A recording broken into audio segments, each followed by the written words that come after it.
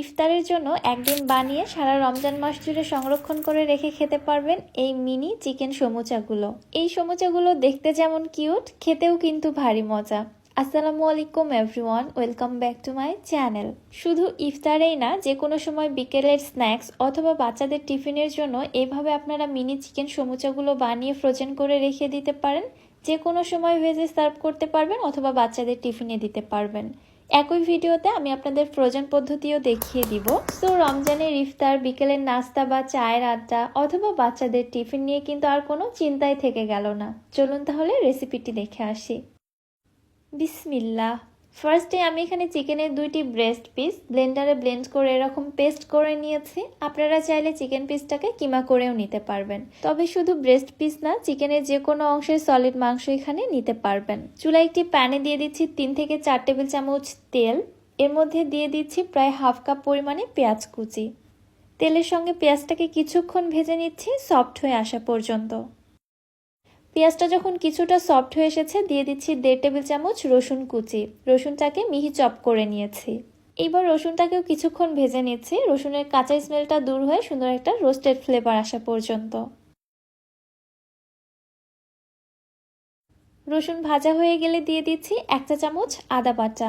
এবার আদা বাটাটাও এগুলোর সঙ্গে কিছুক্ষণ ভেজে নিচ্ছি, আদা বাটার কাঁচা স্মেলটাও চলে যাওয়া পর্যন্ত।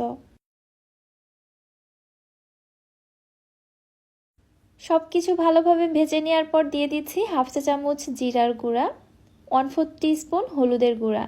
হলুদের গুঁড়াটা এখানে জাস্ট কালারের জন্য ব্যবহার করা হয়েছে, আপনারা চাইলে হলুদের গুঁড়াটা স্কিপ করতে পারেন।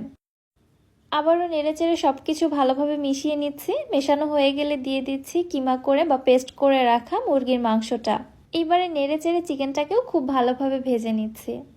এই অবস্থায় দেখতে পাচ্ছেন চিকেনটা কিন্তু দলা বেঁধে রয়েছে, তবে এই ক্ষেত্রে ভয় পাবার কোনো কিছুই নেই। এভাবে নেড়েচেড়ে নিতে নিতে বা স্প্যাচুলার সাহায্যে একটু এইভাবে খুঁচিয়ে খুঁচিয়ে দিব, তাহলে চিকেনটা একদম ঝুরঝুরে হয়ে যাবে। আর আপনারা যদি চিকেনটাকে কিমা করে নেন তাহলে আর এই প্রবলেমটা ফেস করতে হবে না, সরাসরি চিকেনগুলো এরকম ঝুরঝুরে থাকবে। কিছুক্ষণ চিকেনটাকে খুব ভালোভাবে ভেজে নিয়েছি। এবার এর মধ্যে দিয়ে দিচ্ছি 3 থেকে 4টি কাঁচামরিচ কুচি। মরিচটা আপনারা আপনাদের টেস্ট অনুযায়ী কমিয়ে বাড়িয়ে দিবেন। হাফ চা চামচ দিয়ে দিচ্ছি লবণ। লবণটা অবশ্যই স্বাদ বুঝে দিবেন। পরবর্তীতে অবশ্যই টেস্ট করে দেখবেন, যদি লবণ প্রয়োজন হয় তাহলে অ্যাড করে দিতে পারেন। সবকিছু ভালোভাবে নেড়েচেড়ে মিশিয়ে নেওয়ার পর এবার এর মধ্যে দিয়ে দিচ্ছি 1 চা চামচ চাট মশলা এবং হাফ চা চামচ কালো গোলমরিচের গুঁড়া। আবারও সবকিছু ভালোভাবে নেড়েচেড়ে খুব ভালোভাবে মিশিয়ে নিচ্ছি। চুলার হিট মিডিয়াম টু লো এর মাঝামাঝি রেখেছি। আর আমরা সবাই জানি চিকেন সেদ্ধ হতে খুব একটা বেশি সময় লাগে না। সো চিকেন কিন্তু অলরেডি সেদ্ধ হয়ে গেছে। পুরটা চুলা থেকে নামানোর ঠিক আগ মুহূর্তে দিয়ে দিচ্ছি প্রায় হাফ কাপের মতো ধনেপাতা কুচি। ধনেপাতা কুচিটা খুব ভালোভাবে মিশিয়ে নিয়ে পুরটা আমি চুলা থেকে নামিয়ে ফেলবো, কারণ চিকেন সিদ্ধ হয়ে গেছে, এটা আর বেশি জাল করার কোনো প্রয়োজন নেই। আমি চুলা থেকে নামিয়ে এক সাইডে রেখে দিচ্ছি ঠান্ডা হওয়ার জন্য। এইদিকে সমুচা তৈরি করার জন্য আমি বাজার থেকে কেনা ফিলো পেস্ট্রি শিট অথবা সমুচা শিট নিয়েছি। ঘরে যে খুব সহজেই এই সমুচা বা পেস্ট্রি শিট তৈরি করে নেওয়া যায়, সেই রেসিপি অলরেডি আমি আপলোড করে দিয়েছি, আপনারা চাইলে দেখে নিতে পারেন। আমি এখানে বেশ কয়েকটি পেস্ট্রি শিট একসঙ্গেই নিয়েছি। এগুলোকে কিন্তু আমি ছাড়িয়ে নিইনি, আলাদা করে পরবর্তীতে ছাড়িয়ে নিব। তার আগে পেস্ট্রি শিটগুলোকে আমি সমান 4 ভাগে কেটে নিচ্ছি।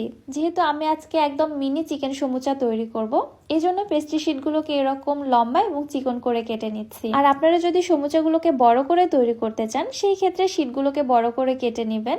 একটি শিটকে ওই ক্ষেত্রে 3 ভাগ করে কেটে নেওয়া যেতে পারে, তবে সেটা ডিপেন্ড করবে শিটগুলো কতটা বড়।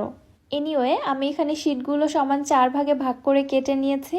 এবার এই শিটগুলো থেকে আমি পেস্ট্রি শিটগুলোকে একে একে আলাদা করে নিব, তবে সবগুলোকে একেবারে উঠিয়ে ফেলবো না, এরকম একটি করে শিট উঠাবো এবং সমুচাগুলো তৈরি করে নিব।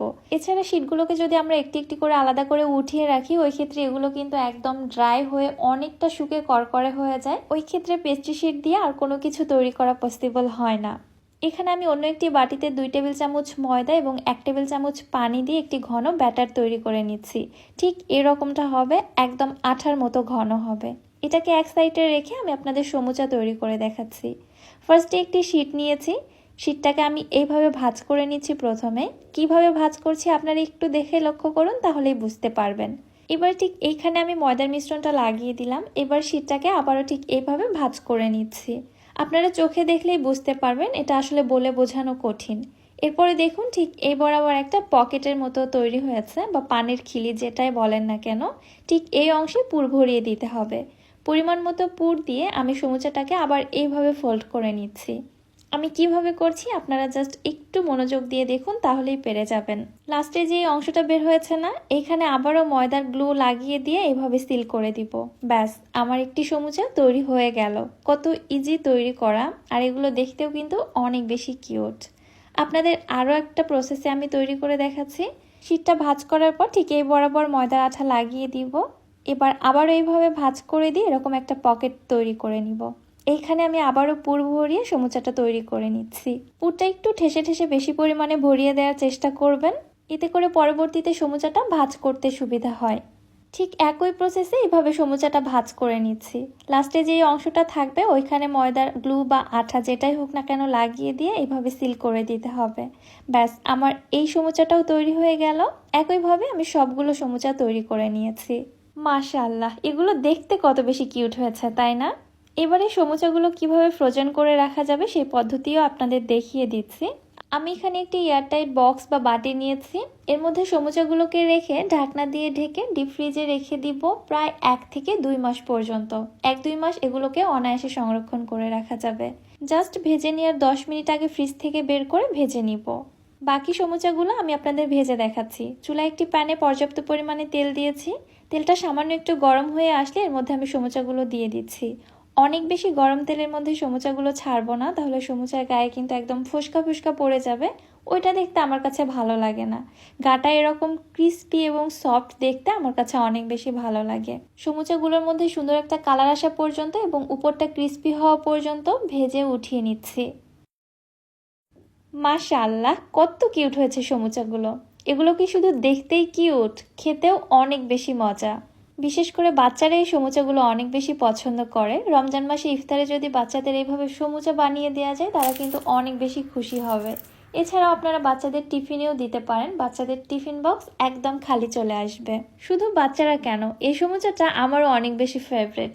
যারা ঝাল বা ক্রিস্পি কিছু খেতে পছন্দ করে তাদের কাছে তো একদম দুর্দান্ত লাগবে। রেসিপিটি আপনার কাছে কেমন লাগলো অবশ্যই আমাকে কমেন্ট করে জানাবেন। ভিডিও ভালো লাগলে যারা আমার ইউটিউব চ্যানেল থেকে ভিডিওটি দেখছেন, চ্যানেলটি সাবস্ক্রাইব করে দিবেন, এবং যারা ফেসবুক পেজ থেকে দেখছেন পেজটিতে একটি ফলো দিয়ে দিবেন। সো আজকে আর বেশি কথা বাড়াচ্ছি না, আজকের মতো এখানেই বিদায় নিচ্ছি। সবাই ভালো থাকবেন, সুস্থ থাকবেন। আল্লাহ হাফেজ।